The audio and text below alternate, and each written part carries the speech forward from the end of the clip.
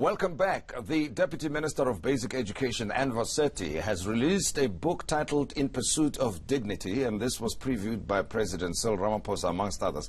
And the President says, even though I've known Comrade Enver for more than 24 years, I find his records both absorbing and interesting.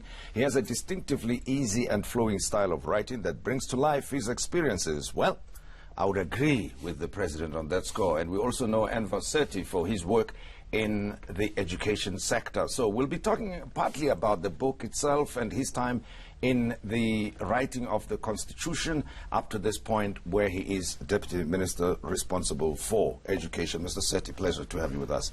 Thank you very much for the invitation, Tim. I'm interested in the title first, In Pursuit of Dignity.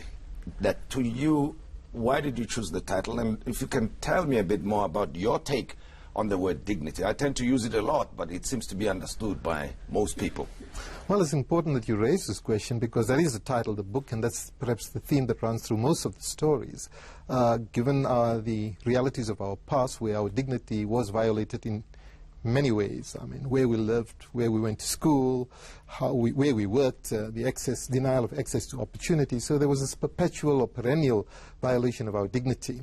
But philosophically and constitutionally, dignity inheres in each one of us. So it's not something that can be taken away from us. It is inherent in us. But our task is to ensure that we affirm it and realize that dignity to the best of our ability. Now, that realization occurs through firstly, the civil and political rights that are enshrined in the Constitution and the Bill of Rights, but more importantly and significantly in the socio-economic rights, the right to education, the right to housing, the right to a clean environment. Those are critical in order to ensure that we are able to affirm the dignity of our people. Which continues to be a challenge to you, being in politics and being a member of the executive. Absolutely. I mean, many people would say apartheid took the dignity of people away, and therefore this issue of dignity counted or mattered mostly then and does not count now. But others will turn around and say, I don't have housing, I don't have access to education, I don't have access to good quality healthcare and so on, then therefore my dignity is impaired. Absolutely, I agree with you, and that's the point that we try to make in this book. In fact, the concluding paragraph of this book says that the struggle for the affirmation of our dignity continues, and we still have to do much more, particularly in the context of our social and economic rights, and that's your health, your housing, your water and sanitation, very, very critical. Now, leading a professional life as a lawyer and subsequently as a politician is very hectic and places a toll on family. But I'm pleased in your book that you actually do allude to the fact, and you reference your family a lot, to also the fact that your wife is continuing to play a critical role in the local affairs of the community in and around Buchanan, for instance. So tell me more about your upbringing in the Rustenburg area and your continued interest in the affairs of that community, as well as the role that your family plays in supporting you in your career. Well, in the earlier life, I grew up in Mosenthal. That's about 20 kilometers from Rustenburg, and I lived the life that most of us, most of our rural people, especially those who are indigent and poor, live. No electricity, no running water, no sanitation, waterborne sanitation. So pit latrines is something that I lived and grew up with. So I understood the challenges and the difficulties. I also had the experience of walking long distances to school, traveling in various forms of transport, whether it's in the quarry trucks or taxis or whatever else that was available. So in a sense, that helped me understand better the challenges that the poorest of the poor face. It also basically, we were the only Indian family in Mosenthal, and my friends were all African, so we played football together. That was my social dimension, and I loved it. And again, the natural affinity to all people has contributed has been influenced by my upbringing. My dad was very simple and very ordinary, loved people, very humane person, and so was my mum. My mum was relatively well educated, because I started school at 5, but I could already count, identify colors, and I was almost able to read at that stage. So that was a huge influence on me. So my upbringing was, I thought, a very happy one, notwithstanding the challenges. We were very well bonded as a family. And it was really about respect for people, and that my father insisted on.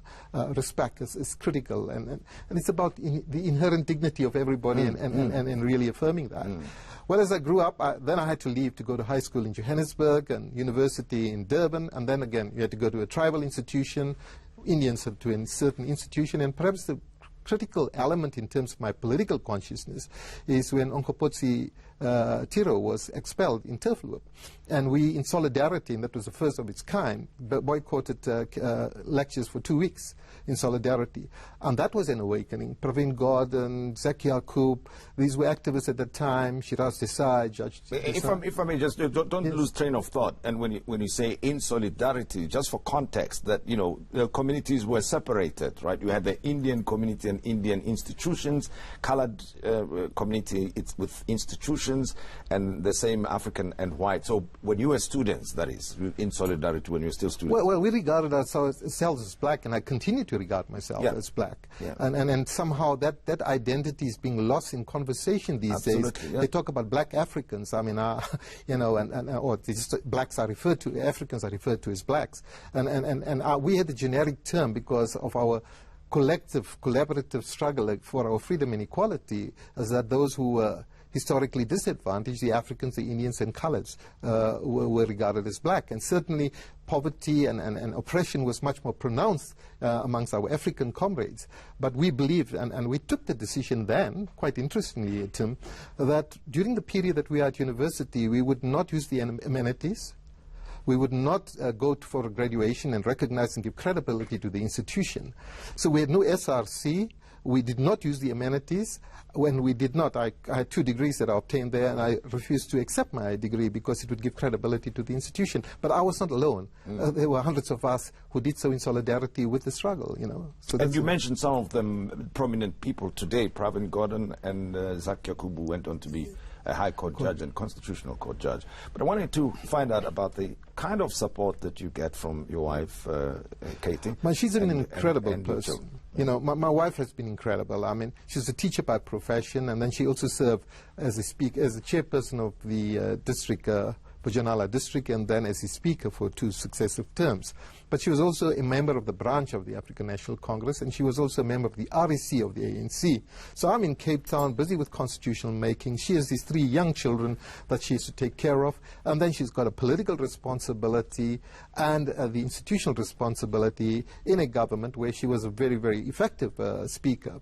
I have to recognize that particular role because she allowed me to go to Cape Town away from 3 young girls and brought them up in an extraordinary way. So that recognition and affirmation is important because often we look at men and forget about the incredible support that they receive from their spouses or their partners or their wives. Yeah. And I thought that's important. And notwithstanding that, she was able to do an honors in education, a master's in public administration, various courses. She was a mentor to many people. And, well, I look up to her. I said, well, you probably have done more in your life than I have, both politically and otherwise. And with those additional responsibilities. Absolutely. And those are things that sometimes we take for granted. You know, we don't recognize. And even here, talking to you, I could have focused only on you and the work that you do and found ways of just putting you in a corner, so to speak. But these things count, I suppose, in informing your attitude to your work and the role that you played. I mean, the Constitution, for instance, the part that you were responsible for, in relation to the question of dignity, in relation to your own upbringing and personal life. Tell me more. You know, it was a singular honor to be in Parliament. And you know Popo Molefe very well, and he really said, look, I should lead the delegation from the Northwest, given my legal skills and experience and the measure of contribution that I had made to the governance of the Northwest prior to our democracy having arrived. Well, I was drawn into the constitutional making process, and I served in the Theme Committee 4, which dealt with the Bill of Rights. And one of my tasks that was given to me was to basically prepare for the study group of the African National Congress's submissions in relation to the Bill of Rights. That was a study on its own because you had to look at the African Charter of Human Rights, you had to look at the United Nations Declaration of Human Rights, you had to look at the various covenants, you had to look at the various constitutions, and you had to look at our Freedom Charter, for example, and the Africans' claims. And look at all this documentation and then make a submission that would encapsulate the spirit and the ethos of the African National Congress as an organization, but also to make sure that it's compatible with the other universal documents such as the United Nations Declaration of Human Rights, the European Constitution. And that was research on its own. But that is while I'm a member of Parliament, did my Masters in Constitutional Litigation much the same time. And that's why my wife really almost single-handedly took care of the family, of the home at the time, because I was busy with all these very, very interesting things. But human dignity itself, it's something that I had done. I had not done an honors in philosophy, and I studied Albert Camus, Jean-Paul Sartre, Hegel, Marx, Kant. Kant was really a strong proponent of human dignity. I mean, that's the moral code and the ethics is informed by our respect, or how we relate to other people in terms of their dignity, and that is the natural and important outcome that we should base our life on. It basically forms the foundation of our social interaction.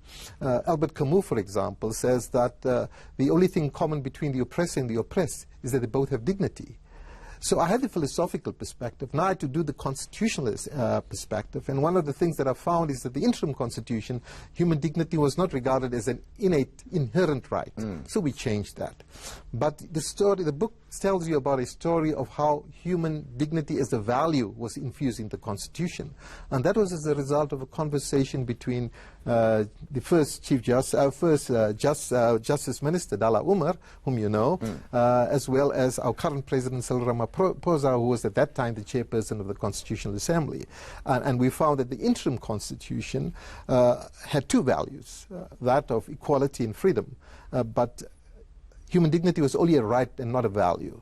But human dignity permeates everything. And you spoke about it earlier, about your socio-economic rights, your right to health, your right to schooling and education.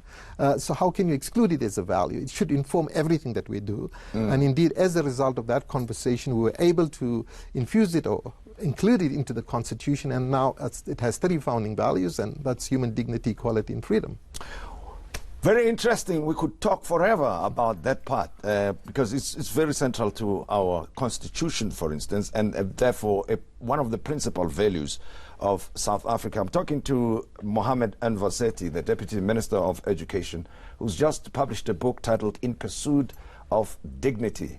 Well, let's look at the practical steps that Enver took, if he did, as Deputy Minister of Education. And we'll have that discussion in a short while.